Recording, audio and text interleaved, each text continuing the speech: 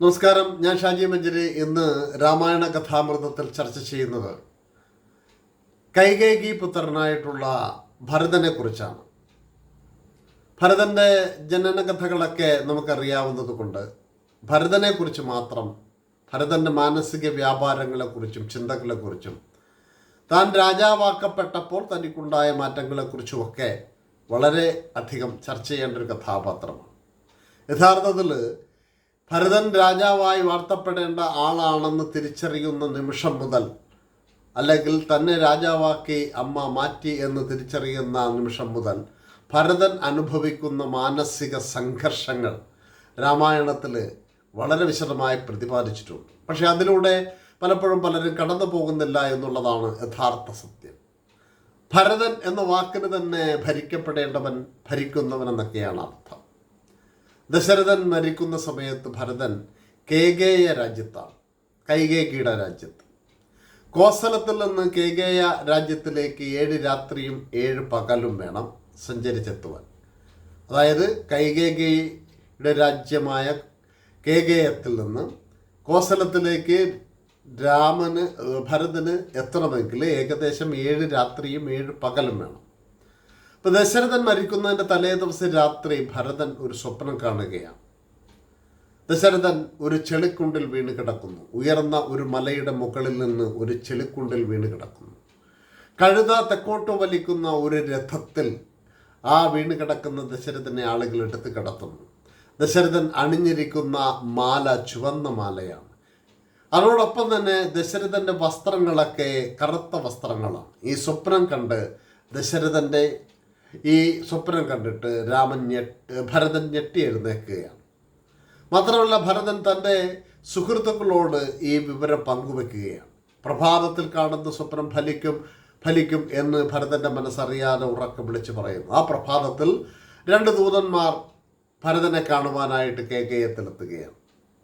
അവർ പറഞ്ഞു, അയോധ്യ ഭരതനെ ആവശ്യപ്പെടുന്നു.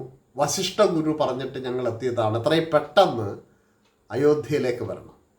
അങ്ങനെ 7 രാത്രിയും 7 പകലും സഞ്ചരിച്ച് മനസ്സിൽ മുഴുവൻ ആപൽശങ്കയുടെ കുടം നിറച്ചുകൊണ്ടാണ് ഭരതൻ കേകേയത്തിൽ നിന്ന് കോസലത്തിലേക്ക് യാത്ര തിരിക്കുന്നത്. അയോധ്യയിൽ രാമൻ്റെ അഭിഷേകം ആയിരിക്കും എന്ന് കരുതി വരുന്ന ഭരതൻ കാണുന്നത് നിശബ്ദമായി കിടക്കുന്ന തെരുവുകൾ, വിജനമായ തെരുവോരങ്ങൾ, അലമുറകളോ ആഹ്ലാദങ്ങളോ ഒന്നുമില്ലാത്ത ഒരു നിശബ്ദതയിൽ കുളിച്ചു നിൽക്കുന്ന, ഭീകരമായ നിശബ്ദതയിൽ കുളിച്ചു നിൽക്കുന്ന തെരുവോരങ്ങളെയാണ്. നേരെ ഭരതൻ ചെല്ലുന്നത് അമ്മയുടെ അരികിലേക്കാണ്, കൈകേയിയുടെ അരികിലേക്കാണ്.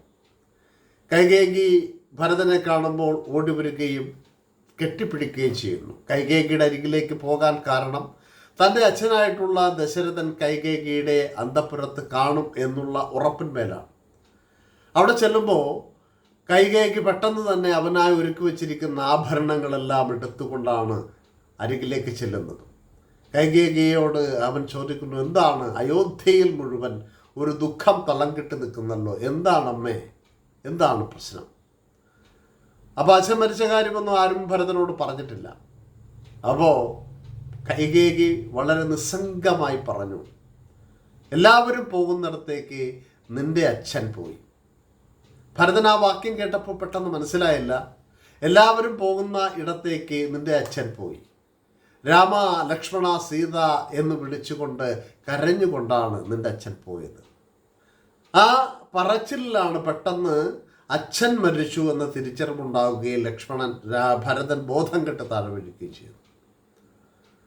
ബോധം കെട്ട് താഴെ വീഴുന്ന ഭരതനെ കൈകേയി ശുശ്രൂഷിച്ച് ഭരതന് വീണ്ടും ബോധം വരുമ്പോൾ ഭരതൻ അടുത്ത ചോദ്യം ചോദിക്കുന്നത്, രാമനും ലക്ഷ്മണനും സീതയും എവിടെ പോയെന്നാണ് അമ്മ എന്നോട് പറഞ്ഞത്.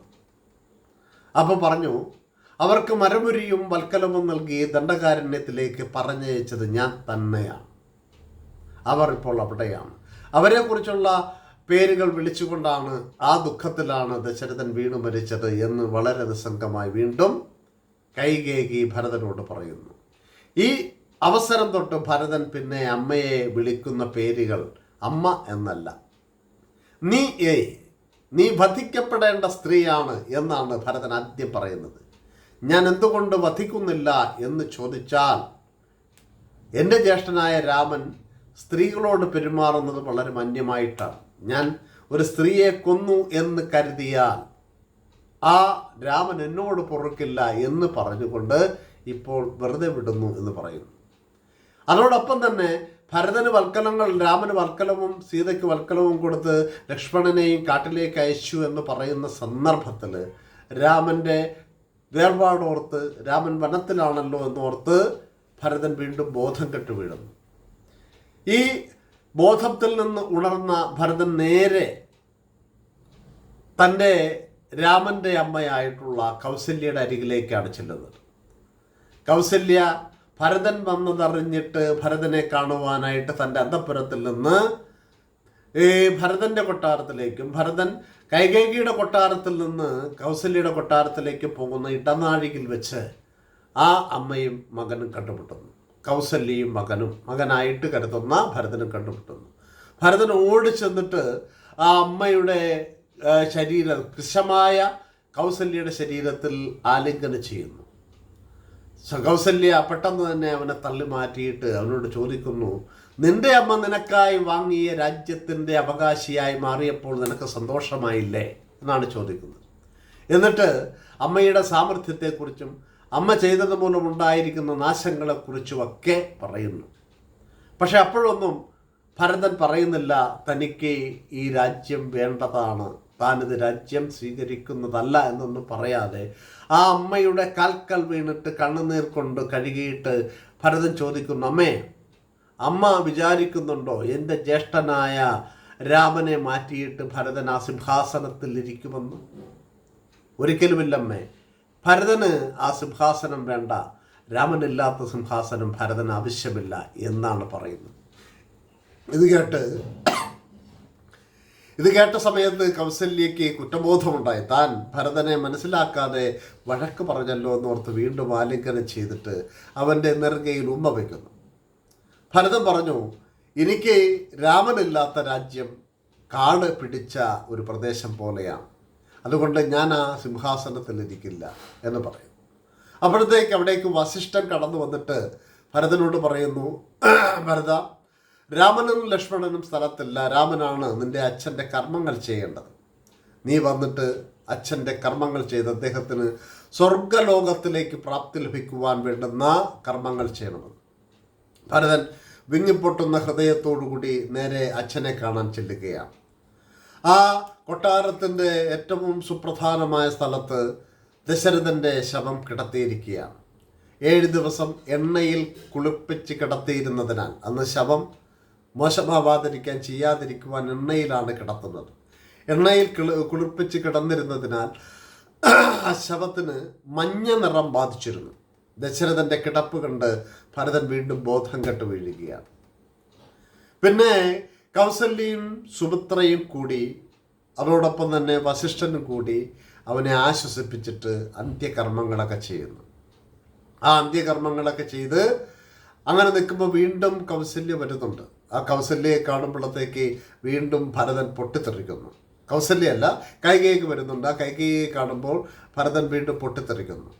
അങ്ങനെ അച്ഛൻ്റെ അന്ത്യകർമ്മങ്ങളൊക്കെ കഴിഞ്ഞ രാത്രിയിൽ അവിടേക്ക് മന്ധര കടന്നു വരികയാണ്. സർവാഭരണ വിഭൂഷയായി രത്നങ്ങളാൽ ശോഭിതമായി മനോഹരമായ പട്ടുവസ്ത്രങ്ങൾ ധരിച്ചു കൊണ്ടുവരുന്ന ആ മന്ധരയെ കണ്ടപ്പോൾ, ഈ മന്ധരയാണ് തൻ്റെ ജ്യേഷ്ഠനെ കാട്ടിലേക്ക് പറഞ്ഞു വിടുവാനും അച്ഛൻ്റെ മരണത്തിന് കാരണമായ ഉപദേശങ്ങൾ കൈകേയിക്ക് കൊടുത്തതെന്നറിഞ്ഞ ഭരതൻ കോപാക്രാന്തനാകുന്നു. എന്നാൽ അതിനേക്കാൾ വേഗത്തിൽ കോപാക്രാന്തനായിട്ട് ഈ സ്ത്രീയെ ഞാൻ വധിക്കുമെന്ന് പറഞ്ഞുകൊണ്ട് ശത്രുഘ്നൻ അവളുടെ മുടിക്കുത്തിൽ പിടിച്ച് അവിടെ വലിച്ചിഴയ്ക്കുകയാണ്. ഇത് കണ്ടുകൊണ്ടുവരുന്ന കൈകേയി ആ മന്ധരയെ രക്ഷിച്ചുകൊണ്ട് പോകുന്നിടത്താണ് ആ രാത്രി അവസാനിക്കുന്നത്. പിറ്റേ ദിവസം പ്രഭാതത്തിൽ നിർബന്ധപൂർവം രാമനെ കാണുവാനായിട്ട് ഭരതൻ പോവുകയാണ്. രാമനില്ലാത്ത ഈ രാജ്യത്ത് സിംഹാസനത്തിൽ ഞാൻ കയറിയിരിക്കില്ല എന്ന് രാമനോടുള്ള സ്നേഹവും ജ്യേഷ്ഠനോടുള്ള ബഹുമാനവും കൊണ്ട് ഭരതൻ പ്രഖ്യാപിച്ചുകൊണ്ട് നേരെ കാട്ടിലേക്ക് പോവുകയാണ്. അങ്ങനെ കാട്ടിൽ വെച്ച് ദണ്ഡകാരണ്യത്തിൽ വെച്ചിട്ട് രാമനെ കാണുന്നുണ്ട്. രാമനെ കാണാൻ ചെല്ലുമ്പോൾ ലക്ഷ്മണൻ തെറ്റിദ്ധരിച്ചിട്ട് ഭരതൻ തങ്ങളെ ആക്രമിക്കാൻ വരികയാണെന്ന് കരുതിയിട്ട് ആളെ കൂട്ടുന്നു. പക്ഷേ രാമൻ പറയുന്നു, ഒരിക്കലും ഭരതന് നമ്മളെ ആക്രമിക്കാൻ പറ്റില്ല, അവൻ നമ്മളെ കാണാൻ വരികയാണ്. അങ്ങനെ രാമനും ഭരതനും തമ്മിൽ കാണുന്ന ആ രംഗം പുരാണത്തിലെ ഏറ്റവും വികാരാത്മകമായ രംഗമാണ്. ഭരതൻ ജ്യേഷ്ഠൻ്റെ കാൽക്കൽ വീണ് നമസ്കരിക്കുകയും ആലിംഗനം ചെയ്യുകയും ചെയ്യുന്നു. രാമൻ അവൻ്റെ ശിരസിൽ തലോടുന്നു. രാമനെ ഭരതൻ തൻ്റെ അയോധ്യയിലേക്ക് തിരികെ വിളിക്കുകയും ജ്യേഷ്ഠന സിംഹാസനത്തിലിരിക്കുകയും ചെയ്യണമെന്ന് പറയുന്നു. ഭരതനോട് രാമൻ പറഞ്ഞു, 14 സംവത്സരമാണ് എനിക്ക് കാട് അനുവദിച്ചിട്ടുള്ളത്. ആ കാടിൻ്റെ സൗന്ദര്യങ്ങളൊക്കെ കണ്ട് ഞാനും സീതയും ലക്ഷ്മണനും 14 സംവത്സരം പൂർത്തിയാകുന്ന സമയത്ത് തിരികെ വരാം. അപ്പോൾ ഭരതൻ പറയുന്നു, ഇല്ല, ജ്യേഷ്ഠനില്ലാത്ത അയോധ്യയിലേക്ക് ഞാനും പോകുന്നില്ല. അങ്ങനെ അവസാനം രാമൻ്റെ നിർബന്ധത്തിൽ വഴങ്ങുന്നു ഭരതൻ. പോകാം, പക്ഷേ ജ്യേഷ്ഠന് അണിയിക്കുവാനായി ഞാൻ കൊണ്ടുവന്നിരിക്കുന്ന ഒരു സ്വർണ്ണ പാതുകമുണ്ട്. ആ പാതുകത്തിൽ ജ്യേഷ്ഠൻ്റെ കാല് പതിപ്പിച്ച് എനിക്ക് തരിക. ജ്യേഷ്ഠൻ്റെ കാൽപാദങ്ങൾ സിംഹാസനത്തിൽ വെച്ചുകൊണ്ട് ജ്യേഷ്ഠൻ്റെ പ്രതീകമായിട്ട് അതിനെ കണ്ടുകൊണ്ട് ആ കാലിലണിയുന്ന ചെരുപ്പിനെ സ്വർണ്ണ പാതുകത്തെ ഞാൻ ജ്യേഷ്ഠനായി കണ്ടുകൊണ്ട് ജ്യേഷ്ഠൻ വരുന്നത് വരെ ഒരു കാവൽക്കാരൻ്റെ റോളിൽ നിന്നുകൊണ്ട് ഞാൻ ആ രാജ്യം ഭരിക്കാം. പക്ഷേ അയോധ്യയിലേക്ക് ഞാൻ ജ്യേഷ്ഠനില്ലാതെ പോകില്ല എന്ന് ശപഥം ചെയ്തിരിക്കുന്നതിനാൽ നന്ദി ഗ്രാമത്തിലെ ഞാൻ വസിക്കൂ എന്ന് പറയുന്നു.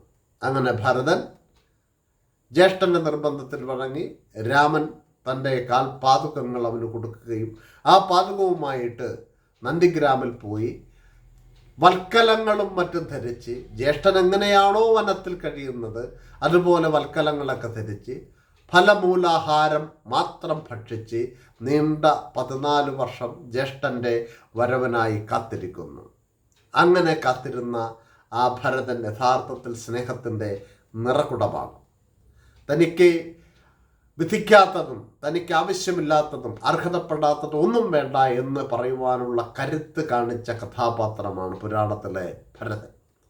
അതുകൊണ്ട് തന്നെ ഒരു പക്ഷേ ഭരതനെ മനസ്സിലാക്കി കഴിഞ്ഞാൽ രാമനോളം തന്നെ മൂല്യവും മനോഭാവത്തിലുള്ള സത്യസന്ധതയും പെരുമാറ്റത്തിലുള്ള ആ ഒരു ദൃഢതയുമൊക്കെ ഭരതനോട് നമുക്ക് വലിയ ആരാധന തോന്നാൻ സഹായിക്കുന്നതാണ്.